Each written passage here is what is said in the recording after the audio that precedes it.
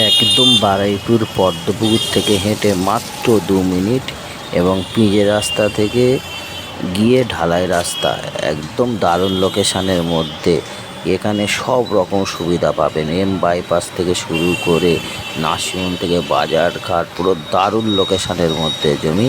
আপনারা এসে দেখুন, আপনারা জমি নিয়ে সঙ্গে সঙ্গে ঘর করতে পারবেন এবং দারুণ লোকেশানের জমি, 1.5 কাঠা জমি, বাগান রেকর্ড।